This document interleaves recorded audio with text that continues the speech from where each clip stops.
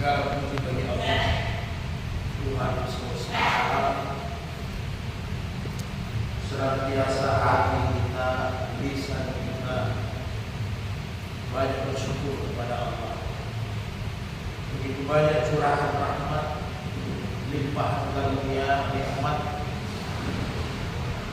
yang tentunya tidak bisa kita untuk apalagi membalas. Maka kata Allah, azkuruni azkur waskuruni wala takfur. Ingat aku akan ingat kalian. Bersyukurlah atas nikmat, jangan menjadi orang-orang kufur. Mudah-mudahan semua nikmat Allah, terutama dari kesehatan Allah limpahkan.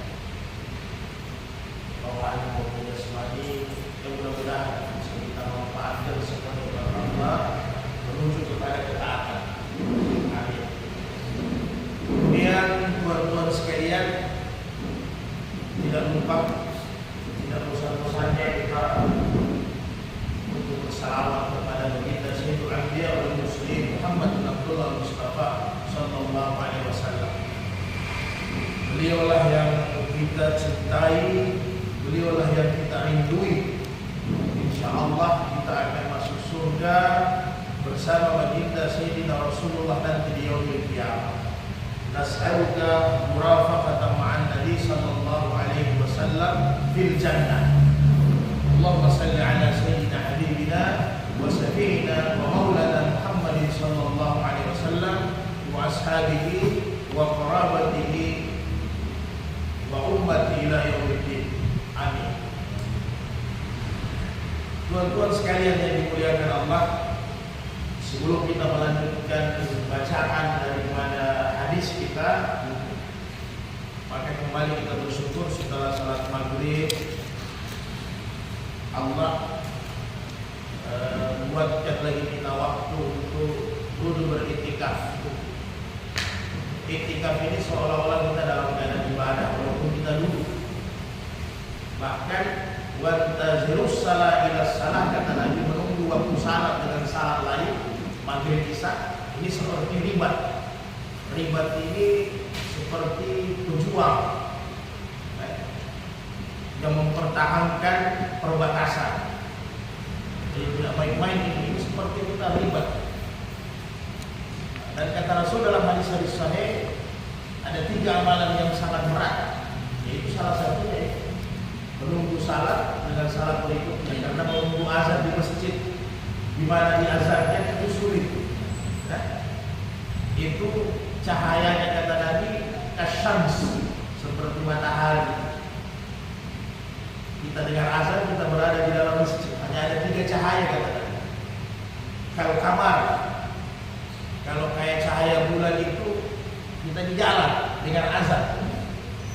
Kan ujung cahaya bintang itu kita di rumah dengan azan, tinggalkan pekerjaan sementara, pending. Bukan ditinggalkan tapi dipending sementara. Itu cahayanya seperti bintang. Jadi kalau kita yang sering masuk, ya mudah-mudahan masih dapat cahaya ini. Ya. Kemudian kita dulu untuk menuntut ilmu, belajar agama. Bagaimana ilmu itu masuk di dalam hati kita sehingga ada kekuatan untuk bisa amalkan agama. Karena apabila kita tidak berilmu baik, maka tidak bisa kita amalkan agama dengan sempurna. Jadi tidak ada buahnya amal kalau tidak dilakukan dengan ilmu yang benar. Itu pentingnya ilmu, karena kata Nabi, ilmu itu cahaya. Jadi bayangkan kalau kita tidak punya lampu, tidak punya cahaya, berjalan di malam yang gelap, maka apa yang terjadi? Bisa kita tersandung atau jatuh. Itu pentingnya ilmu. Maka dalam hadis-hadis sahih kata Rasulullah, man salaka tariqan yaltarisu fi ilmi. Siapa yang meluangkan waktu atau berusaha untuk berjalan untuk mencari ilmu agama, ya, maka sahalallahu tariqan fil jannah. Maka Allah akan mudahkan baginya, Allah buatkan baginya jalan untuk menuju ke surga. Jadi sebenarnya orang belajar agama surga. Mudah-mudahan kita bisa lurus ke surga karena sudah ada jalan. Tidak perlu lagi cari jalan. Karena sudah sering kita sudah buatkan jalannya untuk ke surga. Salah satunya adalah belajar ilmu agama. Dalam hadis sahih lain, "Man harajtala bi'ilmi fa huwa fi sabilillah hatta yarji." Siapa yang keluar dari rumahnya untuk belajar ilmu agama, dia seperti berjuang di jalan Allah Subhanahu wa taala sampai dia pulang ke rumahnya. Jadi mudah-mudahan pahala-pahala mujahid, pahala-pahala intikaf, pahala menuntut ilmu semua kita dapatkan. Amin ya rabbal alamin. Kemudian teman-teman sekalian yang dimuliakan Allah, pada Jumat yang lalu ini kita sudah masuk di hadis 1036. Sudah banyak ya, 1036. Jadi malam hari ini kita sambung ke hadis 1037 ya. Jadi saya hanya membaca, kita semua mustami hanya mendengar. Ya mudah-mudahan dari 1000 ini ada satu hadis dihafal. Kalaupun tidak bisa dihafal biar satu, tapi ada maknanya, maksud daripada hadis itu kita mengerti. Jadi seperti mana biasa, apabila ada permasalahan sementara majelis bisa kita bahas bersama-sama.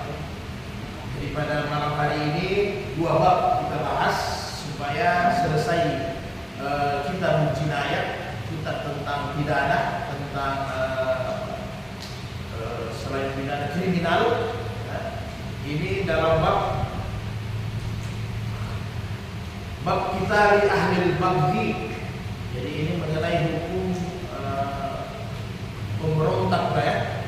Hukum pemberontak yang mana secara pemerintahan bahwa tegaknya hukum Islam ya. Tempat itu tegaknya hukum Islam. Ya mungkin biasanya secara person ada yang tidak disukai. Nah, itulah modelnya ya. Sering terjadi itu pemberontakan. Kemudian yang kedua bab kita diljani, yaitu memerangi, menghilangkan para penjahat, itu kewajiban negara ya. Kemudian waqatlil murtad, hukuman bagi orang yang murtad. Yang lalu sudah kita bahas, sudah 2 bulan lalu sudah kita bahas tentang hukum murtad. Jadi kembali saya replay sedikit karena kita yang hadir biasanya juga, apa kabar Mas, sehat-sehat? Kita yang hadir ini biasanya juga berganti-ganti ya, karena kebetulan ada keluarga pasien yang sakit dan sebagainya. Jadi kita replay sedikit saja. Ya, kalau keluarganya ada sakit, ya mudah-mudahan Allah cepat sembuhkan, amankan penyakitnya ya. Jinayat ini adalah kriminal, kita sudah bahas yang lalu. Artinya ketika kita buat salah sama orang, buat kriminal sama orang yang disebut dengan pidana, berarti secara hukum Islam kita ada balasan kan begitu ya. Kalau kita membunuh berarti harus qisas, kita harus dibayar dengan nyawa. Kalau kita hilangkan mata berapa Mas? 10 onta. Hilangkan nyawa itu qisas. Kalau dimaafkan sama keluarga itu bayar diat, tapi diatnya berat ya. 30, 40 harus onta yang hamil ya, kurang lebih 5 miliar lah ya. Nah, kalau kita konversi ke rupiah, kemudian apabila sudah dimaafkan, kemudian dia berat. Kemudian kalau hilang jari, baik jari kaki ataupun jari tangan, satu saja itu 10 ekor ya, 10 ekor onta. Kemudian kalau gigi satu tanggal itu 5 ekor onta. Nah, mata itu 10 ekor onta. Jadi jangan main-main, patahkan orang, patah tulang, itu 10 ekor onta. Jadi tidak main-main ya. Sehingga kita tidak sembarang menzalimi orang, mencelakakan orang, hati-hati dulu. Jadi pada dasarnya kembali saya ulang bahwa jinayat ini baik kisah niat dan sebagainya tujuannya adalah efek jerah. Jadi sehingga kriminalisasi itu lebih kecil, lebih minim. Dan kita lihat orang-orang yang menghidupkan itu hukum Islam rata-rata kriminalnya bukan tidak ada, yang namanya setan pasti ada, tapi lebih kecil. Pembunuhan, perkelahian, perampokan itu jauh lebih kecil dibandingkan yang tidak tegakkan hukum Islam ya.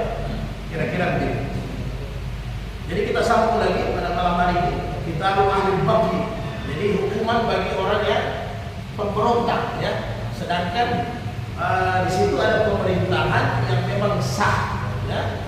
Sah, kemudian pemerintahan itu tidak zalim tentunya. Jadi hukum Islam di situ ditegakkan dengan bagus ya. Saya kira begitu. A'udzubillahi samii'il 'aliim minasyaitonir rajiim. Bismillahirrahmanirrahim. Hadis 1037.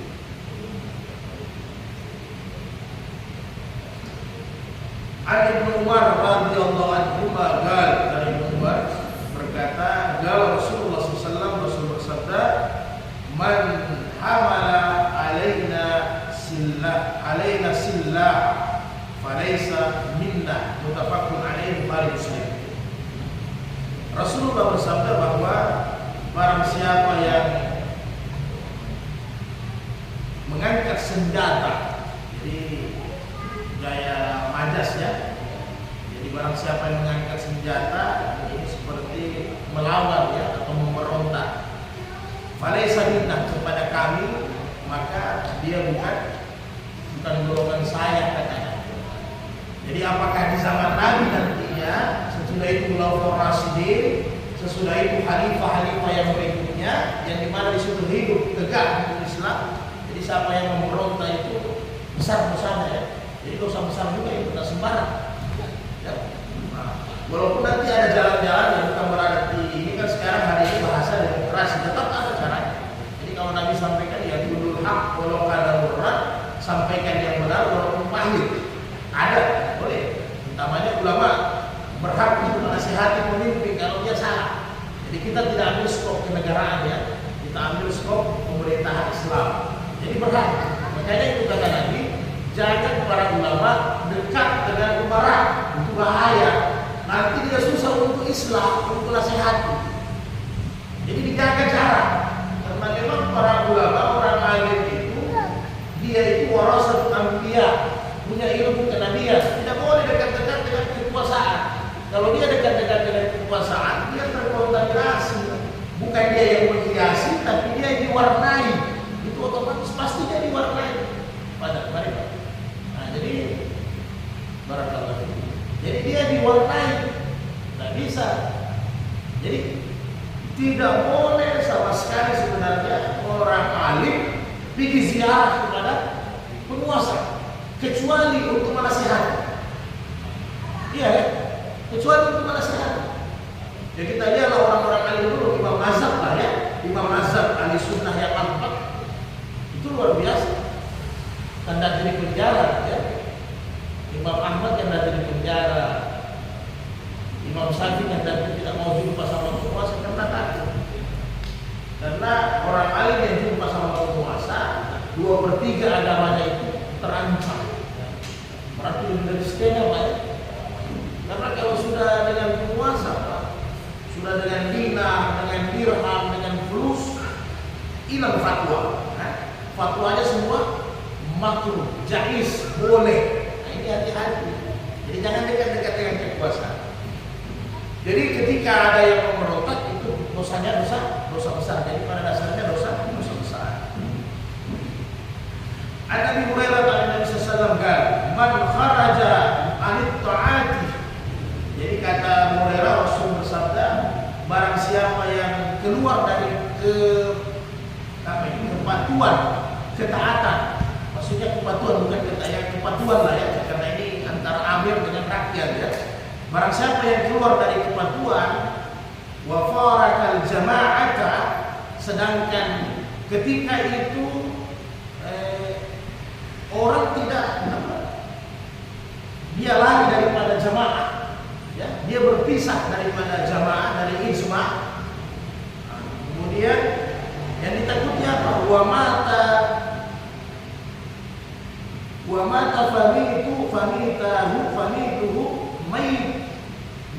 famituhu niyatatu jahiliyatu, akhrajahu Muslim. Yang ditakuti kalau dia keluar daripada keamiran, keluar daripada pemimpin, dia berpisah dari jemaah, kemudian dia mati, maka kata Nabi matinya itu mati jahiliyah. Jadi kalau batu jahiliyah berarti tidak beragama. Ya, jadi hati-hati Pak. Jadi jangan lari daripada Quran dengan hadis, ya. Nah, jadi saya tidak bahas hukum negara, itu punya tempat sendiri, ya silahkan. Artinya ketika ada hukum Allah tegak, hukum Islam pemerintah, tidak boleh kita lalu. Apalagi di situ jamaah itu hidup. Maksudnya persatuan itu hidup. Jangan kita berpisah. Yang ditakuti kalau kita berpisah, ya bisa-bisa Nabi bilang dikhawatirkan kita mati jahiliyah. Maksudnya begini, kata Ibnu Hajar Al-Asqalani, para ulama menjelaskan, karena kehidupan ini ada bukan hanya ubudiyah, bukan hanya hubungan kita dengan Allah yang mau diurus, diperbaiki sehingga bisa mendapatkan pahala. Banyak hubungan manusiawi, hubungan sosial yang bisa mendapatkan pahala yang besar. Kalau kita menyendiri, kalau kita lari, kita hidup dengan mufarridah, hidup sendiri, itu tidak hidup kehidupan sosial, kurang kita punya pahala. Karena untuk mendapatkan surga itu, selain hubungan sosial diperbaiki, hubungan Allah juga harus diperbaiki. Jadi kedua-duanya harus berimbang, tidak bisa tidak. Nah, jadi ini yang tidak boleh kita lari daripada jamaah. Jadi harus ada jamaah, ya. Nanti kan ada pertanyaan, bagaimana kalau di satu negara tidak hidup itu sistem Islam? Ya kan begitu. Tidak hidup sistem Islam, maka Anda harus hidupkan Islam. Sebab ya, tidak hidup sistem Islam secara kenegaraan, Anda harus hidupkan Islam dalam diri Anda, dalam rumah Anda. Ini kan sudah dibilang begitu. Jadi sudah tidak hidup secara kenegaraan, Islam tidak hidup. Anda tidak hidupkan Islam dalam diri Anda tidak hidupkan sama keluarga Anda, susah. Sehingga Anda juga bersosial di luar, hidupkan juga nilai-nilai Islam. Begitu. Dan alhamdulillah sebenarnya kalau di negara kita aman-aman saja. Karena Islam ini terjaga dengan bagus. Kita mau menikah, ya, menakahan harus lewat kantor urusan agama yang sesuai dengan aturan Islam. Nanti payung hukum secara negara ada undang-undangnya, tapi paling tidak secara Islam, wakaf, zakat, hibah, haji, umrah dibebaskan sesuai dengan cara Islam. Jadi tidak ada masalah, aman. Ya, mungkin sistem politiknya saja agak beda sedikit. Nah, sekarang kalau kita masuk di buyu, di perdagangan jual beli, aman. Kenapa? Ada syariah. Ya paling tidak sudah ada syariah. Minimal sudah membedakan antara akad yang lalu-lalu kita sudah bahas, antara akad uang dengan harta atau antara akad uang dengan uang. Kan begitu. Sehingga orang bisa kredit sesuai dengan syariah, orang bisa pinjam meminjam sesuai dengan syariah, orang bisa gadai sesuai dengan syariah. Jadi dalam undang-undang negara kita melindungi hal itu bebas, tidak ada masalah. Berarti aman. Ya. Azan juga bebas, sembahyang bebas, bangun masjid juga bebas, tidak ada masalah. Ya. Jadi jangan lari daripada kehidupan banyak, kehidupan berjamaah, tidak boleh. Kemudian ada Ummu Salamah radhiyallahu anha, qala Rasulullah SAW, dari istri Nabi Ummu Salamah, dia sempat mendengar Nabi bersabda. Ini sebenarnya rahasia yang dititipkan sama Ummu Salamah kepada Rasulullah, dari Rasulullah dinasihatkan.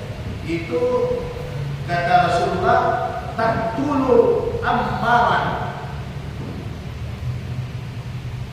fitwatu waghiyatu, rawahu Muslim. Jadi kata Rasul kepada Ummu Salamah, Ummu Salamah, ini Ammar bin Yasir, ya. Ammar ini nanti dia mati. Dia mati, yang bunuh dia pemberontak. Ya begitu. Yang bunuh dia pemberontak. Nah, jadi saya lari sedikit, ya. Bagaimana supaya kita tidak salah paham antara Muawiyah dengan Ali. Jadi ini Ammar, dia meninggal setelah licik. Ammar bin Yasir ini dia meninggal ketika perang antara Ali, perbedaan pendapat antara Ali dengan Muawiyah radhiyallahu anhu. Ya. Dia meninggal. Maka ketika itu orang ambil dari hadis Ummu Salamah, sahabat ini bingung mau bergabung sama Muawiyah, ya, atau mau bergabung sama Ali. Ini kan huru hara sesudah Nabi meninggal. Jadi ketika ada sahabat yang meriwayatkan ini hadis, dia cari Ammar ini dalam posisi di mana.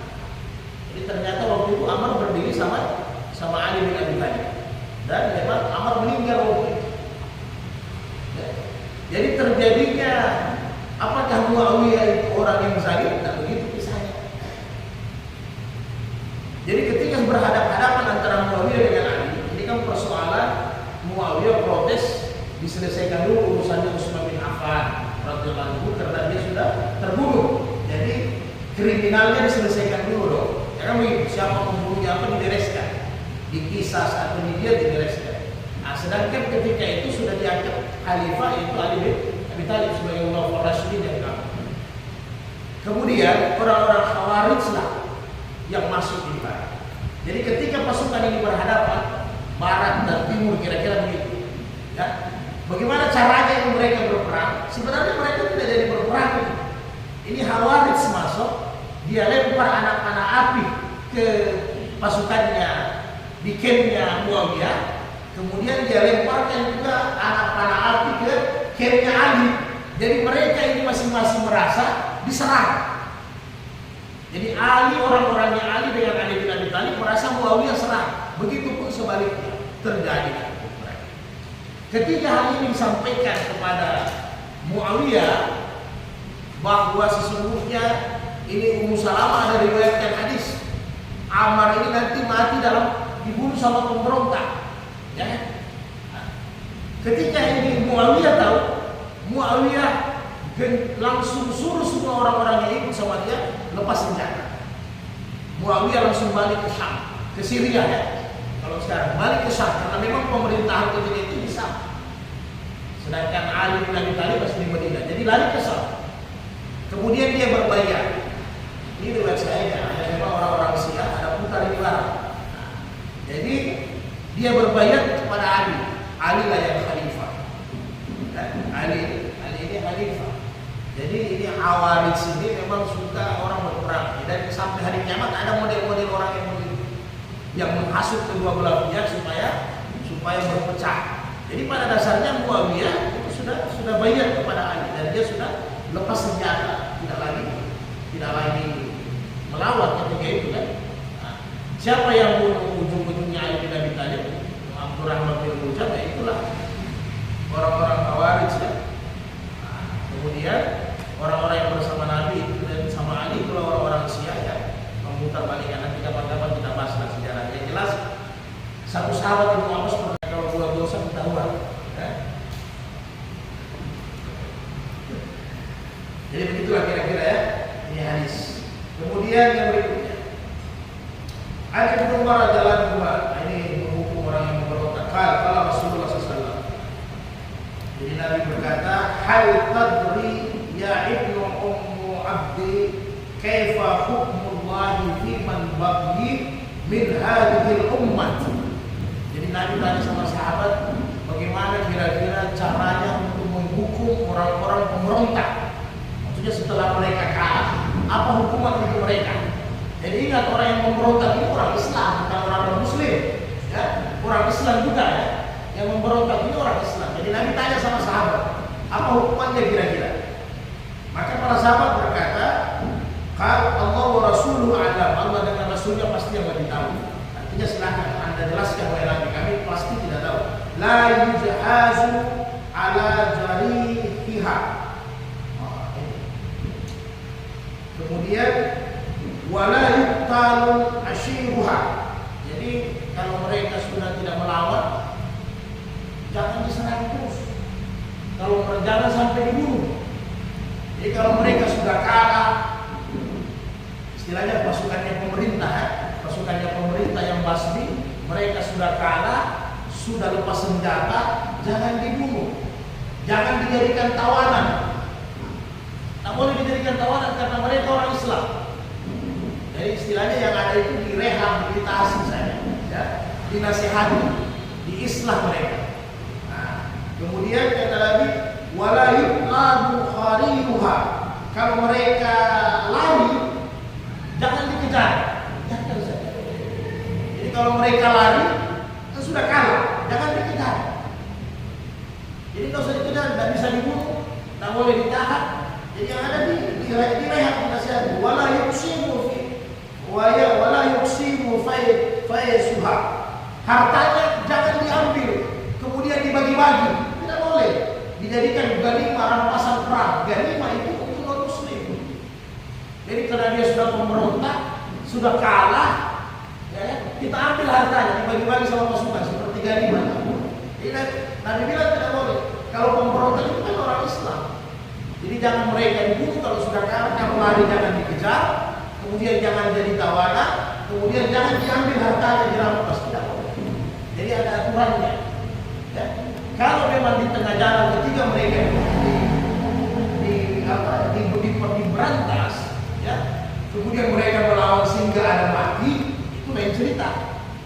Ya. Tapi ini ingat Pak ya, tidak boleh masyarakat umum harus ada amir, ada pemerintah, ada kekuasaan. Jadi tidak bisa sembarang. Oh ente memberontak sikat, tidak bisa. Masyarakat tidak boleh, harus. Jadi kalau bahasa sekarang ya dia harus legal. Ya, jangan sembarangan buat aturan. Nah, jadi kalau dia mau berontak, apa yang dia berontak? Jelas dia mau turunkan pada hukum Islam sudah hidup. Karena kenapa tidak dibunuh? Karena dia orang Islam. Dia biasanya hanya tidak suka personnya orang, pribadi, individunya orang, kan begitu. Oh saya tidak suka ini orang, tapi bukan begitu caranya, jangan berontak. Maka kumpulah para ulama, datangi itu pemimpin, nasihati. Sekarang susah Pak, karena ketika itu pemimpin dilantik, ya, diresmikan, semua ulama yang datang makan-makan. Jadi susah Pak, ya, susah. Jadi bagaimana dulu di zaman Islam ada namanya dulu juga Amirul Mukminin, ada Amirul Mukminin Hajjaj, ya, itu Al-Hajjaj, zalimnya luar biasa. Dia Islam, pemerintahan hukum Islam, tapi dia zalim, ya. Dia zalim, tapi yang ada satu dia takuti, Hajjaj bin Yusuf. Yang dia takuti itu doanya para ulama. Karena dia kan orang berilmu, dia tahu doanya para ulama itu bahaya. Maka apa yang terjadi? Ketika dia sudah menaik kekuasaan jadi Amirul Mukminin, semua ulama di negeri itu dipanggil ke istana lah kalau sekarang ya. Nah, mungkin di tempatnya dipanggillah semua itu para ulama, diberikan makanan yang luar biasa, dikenyangkan mereka, diberikan hadiah semua, bahkan dijanjikan setiap bulan ada subsidi untuk para ulama. Setelah itu ulama sudah kenyang. Maka apa kata Hajjaj? Aku hari ini berani, kata Hajjaj, bertindak zalim kepada semua penduduk negeri ini. Karena para ulama doa-doanya sudah tidak diterima. Dia tahu Pak. Karena tidak ada doa yang bisa diterima di dalam perut-perut yang kenyang dari para ulama. Karena mereka sudah bermitra dengan para penguasa. Jadi ulama tidak boleh bermitra dengan para penguasa, yang boleh menasihati, jaga jarak, hati-hati. Ya, ini bikin mendaftar ulama pula yang dipanggil, rusak keilmuan. Iya, bikin colos ulama yang dipanggil, dipisahkan dia, dipisahkan, bisa dikotori. Tapi itulah banyak namanya dunia. Semua orang kan merasa dunia itu ya seperti madu, lezat, manis. Jadi itu caranya pemberontak. Jadi jangan sembarang kita mau hakim sendiri untuk bunuh mereka, tidak boleh. Karena mereka itu kan tidak suka hukum Islam. Beda orang tidak suka hukum Islam, itu murtad namanya. Jadi tidak sama.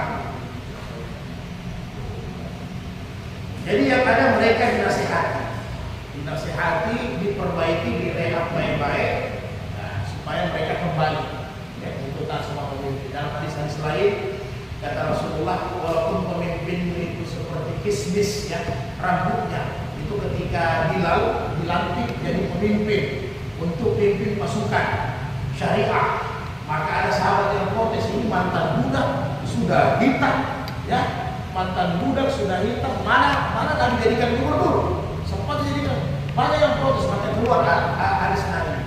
Jadi walaupun pemimpin itu rambutnya seperti kismis, kulitnya hitam, kalau dia menegakkan hukum Allah, kalian harus taat kepadanya.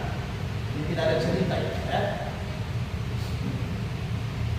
Kemudian hadis berikutnya yang terakhir dalam bab ini.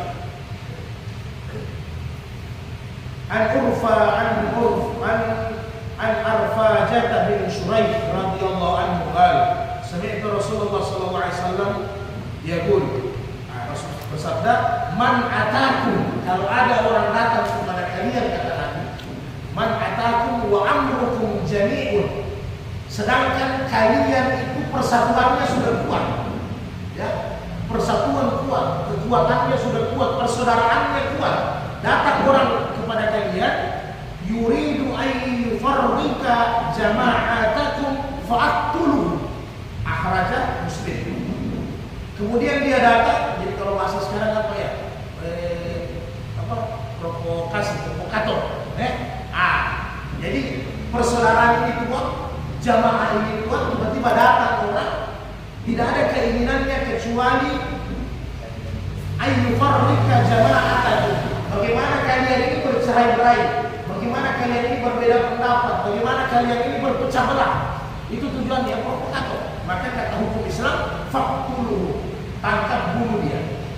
Kelihatannya salah, tapi tidak boleh kita pribadi. Ini harus negara, pemerintah yang tegakkan. Jadi ketika ada yang berontak, apalagi provok, ini beda ini pemberontak dengan provokator, Pak. Jadi provokator ini hukumannya berat karena dia bisa membunuh banyak orang. Ini provokator hukumannya berat. Jadi ketika ada provokator yang provokasi masyarakat, padahal hukum Allah ini tegak, ya, mungkin dia tidak suka sama pemimpin, maka pemimpin itu boleh tangkap dia. Tapi pemimpin, Pak, yang bukan pribadi masyarakat. Jadi yang legalnya pemerintah tangkap, hukum mati dia. Karena orang provokasi orang pintar. Kalau Bapak hanya penjaranya, setelah dia keluar, dia kembali lagi. Jadi hukuman. Jadi istilahnya mengamputasi. Jangan sampai berkembang ini, Pak. Tambah bahaya kan. Sudah bagus-bagus terjadi. Ini yang banyak terjadi, Pak, hari ini ya. Kalau secara politik globalnya, ya macam-macam lah. Ya, skenario ini Amerika, Yahudi, kayak itu politik global. Ya. Jadi sudah begitu, macam-macam ya. Jadi itulah kira-kira hukum tentang pemberontak. Jadi beda pemberontak, beda orang provokator. Jadi provokator itu bisa dibunuh oleh pemerintah. Kalau pemberontak, ya karena itu pemberontak biasanya mereka korban provokasi. Ya kan begitu. Ya sama kalau sekarang ini kerennya mahasiswa apa demo ya, ya demo. Sah-sah saja, tidak ada masalah. Ada ruang untuk itu. Nabi juga jelaskan ada ruang. Kalau pemimpinmu salah, tegur dengan baik. Itu ada ruang untuk demo. Tapi jangan kebablasan. Karena biasa orang demo dari pagi sampai jam 9 bubar malam, 4 waktu salat ketinggalan. Ini kan parah. Ya. Kita mau protes pemimpin, tapi diri kita juga melanggar sebenarnya. Padahal kita tidak tahu pemimpin ini adalah bonus untuk masyarakat. Maksudnya apa? Bagaimanapun kualitas masyarakat, begitu Allah kasih hadiah pemimpin untuk kita. Jadi kalau pemimpinnya abu-abu, pemimpinnya baru, masyarakatnya abu-abu, masyarakatnya baru, maka Allah kasih bonus kita pemimpin yang baru pasti. Kalau masyarakatnya takwa, maka Allah berikan kita pemimpin yang takwa, itu pasti. Jadi ini kan kadang tegakkan hukum Allah, tegakkan hukum Allah, tidak sembahyang, demo. Tegakkan hukum Allah ketiduran, sudah tidak baca Quran 1 hari 1 malam, gara-gara demo. Begitu. Itu kan sudah melanggar aturan. Jadi apalagi kalau sudah pohon ditebang, fasilitas-fasilitas umum dihancurkan, tidak boleh. Bahkan dalam peperangan dengan non-muslim, peperangan dengan saudara kita yang non-muslim saja, kata Nabi, jangan tebang pohon, jangan bakar rumah ibadah, karena itu fasilitas yang bisa digunakan. Jangan perang, kencing saja. Nabi bilang jangan dibawa pohon atau kencing, karena di situ tempatnya orang berteduh, di situ ada binatang, ada semut dan sebagainya. Ini masalah. Ini tidak demo, lampu dikasih pecah, kantor dibakar, tidak begitu aturannya. Tidak bisa. Bahkan dalam perang saja tidak boleh tebang pohon yang apalagi yang berbuah. Tidak boleh bunuh wanita ajus dan tua-tua. Tidak boleh asyibian anak-anak. Tidak boleh orang yang sudah uzur orang tua. Bahkan orang pasukan pun yang sudah pasukan perang yang sudah mengatakan saya kalah, kata Nabi, walaupun dia non-muslim tidak bisa kalian bunuh. Kecuali kalian lihat ada gerak-geriknya untuk menipu. Itu bisa. Jadi kalau sudah dalam perang pun saya mengalah, tak boleh kita bunuh. Nabi marah. Jadi ada sahabat pasukan non-muslim orang kafir sudah tidak lama sudah berkata saya kalah, dia tetap bunuh. Maka dia ya Rasul saya sudah bunuh dia. Nabi bilang kau telah membunuhnya. Itu dia bilang zalim, tidak boleh. Nabi marah. Kecuali kita lihat ada gerak-gerik kan, karena biasa banyak mengapa nanti dari belakang dia tusuk kita kan gitu. Nah, itu lain cerita. Kira-kira demikian Pak ya. Kemudian kita masuk, kita selesaikan ini bab. Apa kita libur 1 bulan ya? Babul qitalil ja'ni wa qutilal murtad. Ini hukum tentang orang-orang yang berbuat jahat, preman, ya, pencopet, orang-orang yang suka hadang di jalan, preman-preman parkiran, preman-preman pasar. Ini kan banyak ini. Nah, kemudian hukumnya orang murtad. An Abdullah bin Umar qala Rasulullah sallallahu alaihi wasallam man qutila duna malihi fa huwa syahidun, rawahu Abu Dawud wa Tirmidzi wa Tirmidzi wa Sahih. Jadi kata Nabi, barang siapa dia mati, barang siapa dia mati karena duna malihi, mempertahankan hartanya, bahwa syahid, maka dia syahid. Ini sudah kita bahas ya, orang-orang mati syahid. Jadi orang mati syahid ini kan ada beberapa macam. Syahid dunia akhirat, lalu sudah kita bahas ya. Syahid dunia tapi tidak syahid di akhirat. Ya, kemudian apa itu? Karena bilang orang yang tenggelam mati syahid, orang yang kena ada runtuhan bangunan mati syahid. Ya. Boleh syahid dunia. Dia orang dia tenggelam karena mabuk. Syahid di dunia tapi di akhirat tidak syahid, neraka. Jadi yang syahid di akhirat orang yang berjuang di jalan Allah, kemudian itu sama. Jadi dia mempertahankan. Jadi ketika kita dirampok, dihadang di tengah jalan, apakah harus melawan? Kalau bisa melawan, melawan. Jadi ada 3 versi ulama mazhab ya. Kalau Anda tidak bisa melawan, Anda kira-kira Anda tidak bisa melawan, Anda lari, itu juga boleh. Tapi kalau Anda melawan, mempertahankan harta, apakah itu hukum dunia? Kita cinta harta? Tidak, kata Nabi. Tidak, karena itu hak kita. Ya, hak kita, istri kita diganggu, anak kita diganggu, harta kita dirampas. Ketika kita membela, tapi ingat, kalau keluarga diganggu, jangan nepotisme. Maksudnya keluarga dalam keadaan benar, bukan salah. Yang salah dibenarkan, itu tidak boleh. Jadi Pak, jadi begitu. Nah, jadi ketika kita mempertahankan harta, tiba-tiba kita meninggal syahid Pak, mati syahid. Subhanallah. Bagaimana dia bisa mati syahid dunia? Kalau orang yang mempertahankan harta itu dia orang bertakwa, orang beriman, orang jaga salat, jaga Quran, jaga zikir, jaga sosial masyarakatnya bagus, maka ini syahid dunia akhirat. Ya, sama dengan pejuang di jalan Allah. Jadi jangan main-main, jangan bilang, oh ini hukum dunia dia, dirampok rumahnya tua. Ya, kalau memang dia rasa syahid. Kalau memang tidak bisa ya melawan, kalau tidak bisa ya lagi, ambil terus, tidak ada masalah. Nah, tapi kalau bapak sampai mati, bapak syahid, jangan kuat. An Imran bin Husain radhiyallahu anhu qatala Ya'la bin Umayyah rajulan. Jadi ada berkelahi, 2 orang berkelahi. Fa'adu ahadahuma sahibahu fantaza'a yadahu min famihi fanaza'a saniyatahu fa'ahsama ila Nabi sallallahu alaihi wasallam. Jadi ada orang yang berkelahi. Pas mereka berkelahi, yang satu dia dapat gigi, yang satu ini ada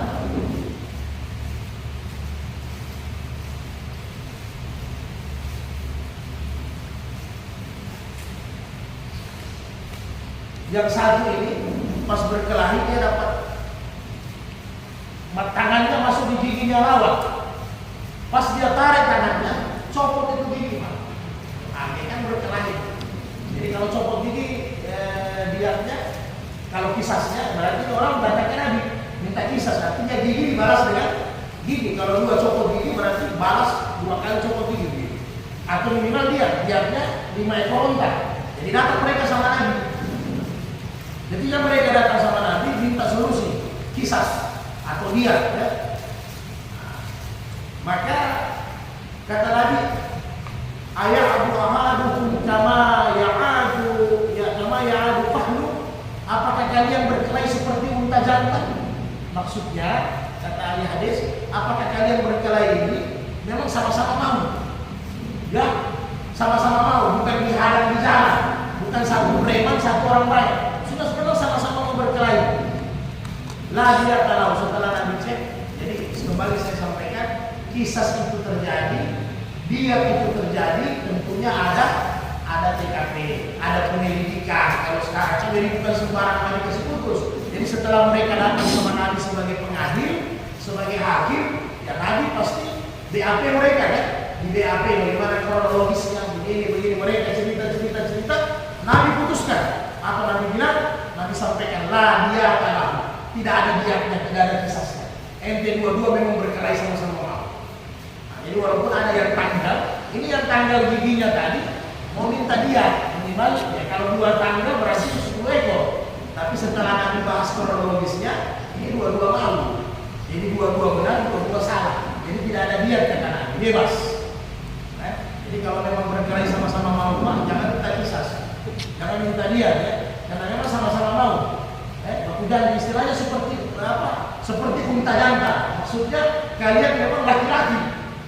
Kau beli, saya jual. Kau jual, saya beli. Kan begitu kan? Sama-sama mau. Nah, jadi setelah Nabi cek, ini tidak ada unsur pidana. Memang sama-sama mau.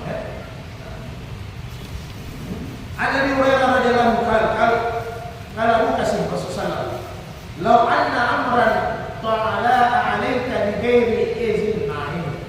Bi ghairi izni فَأَجَدْتَهُ بِهَاشَةً فَفَقَعْتَ عَيْنَهُ لَمْ يَكُنْ عَلَيْكَ جُنَاحٌ مُتَّفَقٌ عَلَيْهِ Bukhari Muslim. Jadi begini, apabila ada seseorang, kalau bahasanya apa ini? Mengintip ya, melihat rumah kamu, mengintip rumah kamu, tiba-tiba dia mengintip, kau ambilkan batu, hasyar, kemudian kau lempar matanya. Bukan dibilang Nabi buta, matanya sampai keluar. Dia mengintip, kemudian kau lempar matanya sampai keluar. Maka kata Nabi, la julah, tidak ada dosa bagi orang yang melempar. Selain itu mengintip itu dosa besar. Apalagi intip janda dia. Jadi siapa yang boleh mengintip? Siapa yang boleh mengintip? Istri sendiri. Jadi kalau anda punya istri sendiri mandi anda boleh silakan. Jadi tidak boleh orang lain yang bukan mahram berdosa. Jadi makanya sunnahnya kalau ada ente lihat orang baik di rumah ente lempar dia. Ya mungkin kalau dia buta, kalau dia mati, pidana negara kena untuk kita. Ya hukum negara pasti kena kalau ada korban nyawa, pasti kita disalahkan. Begitu. Tapi jangan khawatir, tidak apa-apa, jalani saja. Tapi dosa secara agama di akhirat Anda tidak berdosa karena Anda mempertahankan Anda punya marwah, harga diri. Masa Anda diintip? Ya? Jadi sampai Nabi bilang bukan buta, sampai matanya keluar, tidak ada diatnya, tidak ada kisahnya dan tidak ada dosanya. Karena orang yang intip itu yang berdosa sebenarnya. Jadi jangan main intip, Pak, tidak boleh. Kalau orang tua tidak terlalu, anak muda biasa suka main intip, jadi jangan. Ya kalau baik 50 anak 5 tahun yang ingin membalik ya, jadi kalau ada orang buta, makanya tidak boleh sembarang kisah. Wahai hakim, kasih buta juga apa saya buta? Ditanya kronologisnya apa? Kenapa kau buta? Cek. Baik deh. Oh ya tebak. Boleh. Wa fi lafaz Ahmad wa Nasai wa Sa'id bin Hibban fala dia tahu wala kisah. Jadi orang itu tidak ada dia, tidak ada kisah. Kalaupun orang baik itu dilempar sampai mati, tiba-tiba dia mati, kita tidak ada dosa. Tidak perlu kita bayar dia sama keluarga korban. Tidak perlu kita bayar dia karena memang dia salah. Jadi secara universalnya hukum ini Pak, ya, walaupun hukum Islam ini kelihatannya efek jerahnya luar biasa. Nyawa dibayar dengan nyawa, tangan dibayar dengan tangan, gigi dibayar dengan gigi, tapi ingat, tetap ada keadilan di dalam. Kalau Anda salah, kalau Anda juga tidak salah, Anda aman, tidak apa-apa. Kalau Anda memang salah, harus dihukum.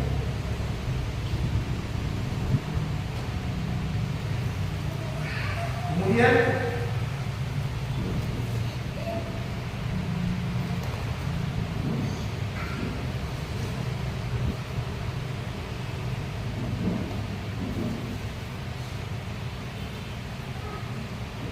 ini untuk orang-orang kampung baik.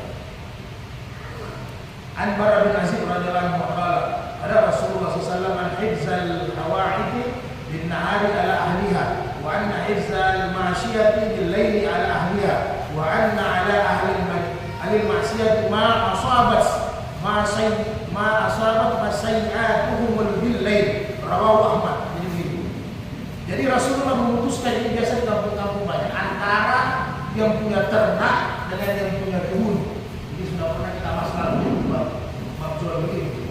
Jadi antara yang punya ternak dengan yang punya kebun. Jadi penyelesaiannya Nabi tetapkan hukum begini. Nabi memutuskan hukum bahwa pada siang hari orang kebun berhak menjaga pagarnya, baguskan pagarnya. Ya, pada siang hari.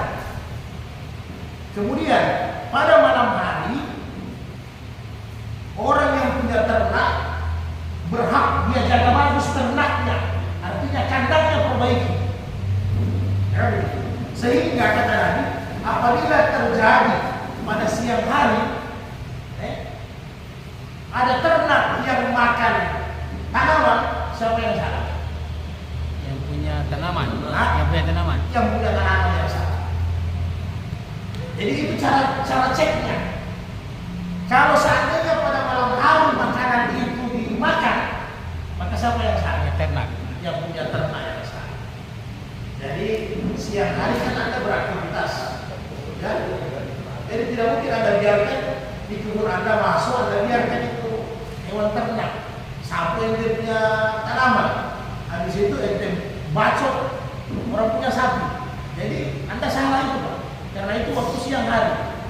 Tetap Nabi perintahkan orang yang bertani, bercocok tanam, sawah, apa, perbaiki pagarnya. Nah, kemudian tetap Nabi juga memerintahkan orang yang ternak, perbaiki kandangmu. Tapi kalau terjadi di luar error, bahkan ada terjadi di siang hari, ternak yang makan, yang salah adalah tukang kebun. Kalau terjadi malam hari, yang salah adalah yang punya kandang. Jadi itu pengambilan hukum. Jadi selesai. Tapi kalau yang punya ternak memang tidak, nanti dicek di TKP. Siang hari ini jagung habis dimakan sama sapi. Hakim atau tim penyelidik harus cek. Oh, pagarnya dijebol. Cek lagi kandangnya, Pak. Oh, itu tidak ada kandang. Itu yang salah. Ini dalam posisi kandang bagus, pagar bagus. Sebab, nah, tapi kalau seandainya di siang hari dimakan memang ini ternak tidak punya kandang, ya ternak ya.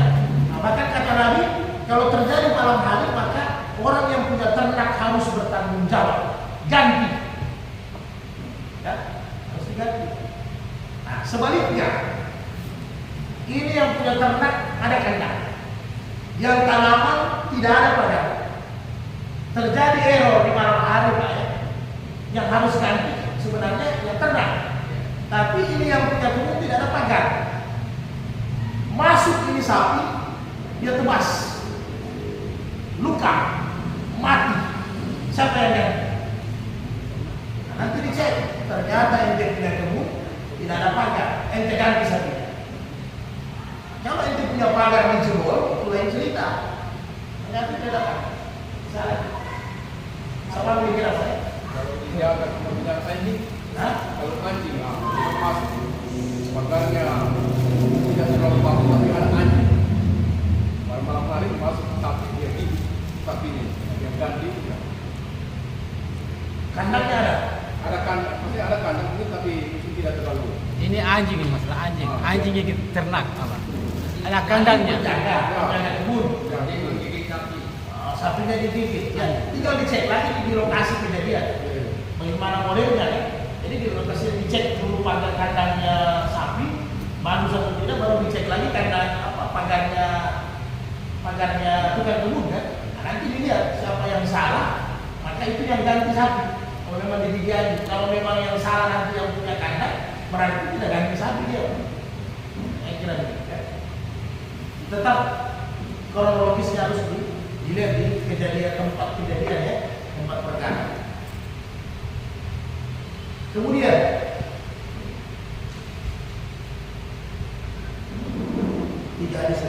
An Muaz bin Jabal radhiyallahu anhu, fi rajulin aslama summa tahawad.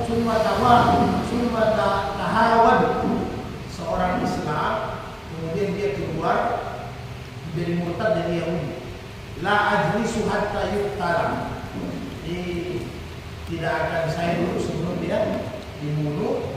Pada Allah wa Rasulullah, itulah ketetapan Allah. Fa'amara bi wa qutila muttafaqun alaih. Maka dibunuhlah orang yang murtad Yahudi. Jadi sudah kita bahas yang lalu ya. Jadi orang murtad yang dibunuh itu yang memang dia menentang dan menghina Rasulullah SAW, menentang Islam, menjelek-jelekan Islam. Jadi kan, oh ini hak asasi manusia. Dalam Islam la ikraha fid din, kan tidak ada paksaan dalam agama. Silakan Anda keluar, tapi jangan Anda menjelek-jelekkan. Makanya begitu juga sebaliknya. Kita orang Islam yang sudah mu'alaf tidak boleh jelekkan agama orang yang sebelum itu, tidak boleh. Ada keseimbangan, tidak boleh Pak. Ya, jangan dijelek-jelekkan. Kadang kita sudah Islam, mu'alaf, kita pelajari ulang lagi kitab-kitab sebelumnya. Mau Weda, mau Injil, mau Zabur. Umar bin Khattab pernah Nabi melihat dia beda Injil. Merah mukanya Nabi. Ya, merah mukanya Nabi. Apakah sudah tahu semua Al-Quran? Urusan apa kita pegang ini? Berarti Anda tidak yakin Al-Quran itu sebagai pelengkap. Marah Nabi. Jadi kalau tidak perlu, kalau memang Anda punya keahlian, nah Anda kristologi barangkali, ya itu lain cerita, tapi itu harus dibahas secara ilmiah. Tidak boleh menjelekkan agama orang lain. Dan bisa haram hukumnya. Tidak boleh menjelekkan agama orang lain. Bahkan membakar rumah ibadah agama lain itu hukumnya haram. Tidak bisa kita bakar. Bisa dibakar. Menjelekkan agama lain. Jadi ini orang murtad yang dibunuh, memang dia mengganggu. Ya, mengganggu harus dibunuh. Itu juga orang Islam sebenarnya kalau hidup Islam, ketika dia mu'alaf, dia jelek-jelekkan agama sebelumnya, itu juga harus diperingatkan, tidak boleh. Tidak bisa. Silahkan dia sudah pulih, dia ada perjalanan spiritualnya, dia bercerita keadaan, dia silahkan.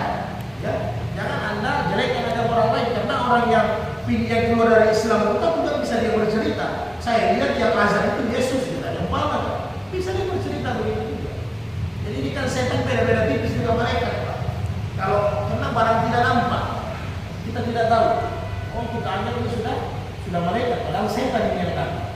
Kita lihat orang berzikir ini dia punya pantat, tidak sampai di lantai kan, di udara, itu jangan-jangan, padahal setan. Kalau dalam suara, oh sudah tidak boleh salah, halal tidak boleh salah, aman, tidak usah puasa, ini yang parah, padahal setan. Jadi yang menghukumi orang murtad ini tidak boleh person pribadi orang, ya. Ini negara, secara legalitasnya negara. Jadi kalau dia mengganggu, apalagi dia jadi provokasi kepada agama sebelumnya, maka dia harus ditangkap, dihukum. Wa Ibnu Abbas radhiyallahu ta'ala qala Rasulullah SAW, man baddala dinahu faqtuluhu. Jadi muharabahu. Jadi barang siapa yang meninggalkan agamanya, maka peringati burunya. Ini ada pendapat ulama mazhab. Jadi kembali bukan ini keluarga dulu, Pak. Ya, jadi kata Nabi yang lalu sudah kita bahas, seorang bapak tidak ada kisah, tidak ada diat kepada anaknya untuk pendidikan. Ya, Nabi sampaikan. Jadi ketika seorang bapak pukul anaknya meninggal karena anaknya tidak mau mendengar, tidak mau salat, itu tidak ada kisah, tidak ada diat secara agama. Jadi tiba-tiba bapak tidak kecewa, ini bukan tidak sembahyang lagi. Ya, anaknya bapak pindah agama. Habis itu dia ingkari bahwa Rasulullah ini, agama Islam ini dongeng, ya kan? Agama Islam ini fiktif dan sebagainya. Ya Anda sebagai bapak, kalau secara Islam ya boleh, selesaikan. Nah, tapi kalau secara hukum pemerintahan negara, kalau dia merusak tatanan masyarakat, jadi provokatif, ya nanti negara yang hukum ya. Nah, kalau kita punya anak sendiri, tidak ada masalah, eksekusi selesaikan. Kita punya darah lagi, ya. Karena bapak bertanggung jawab kan ada di dunia, Pak, sampai di akhirat. Tapi ingat, kata Imam Syafi'i, Imam Hanafi harus dinasihati. Sebelumnya harus diperingati. Jadi tidak langsung dieksekusi.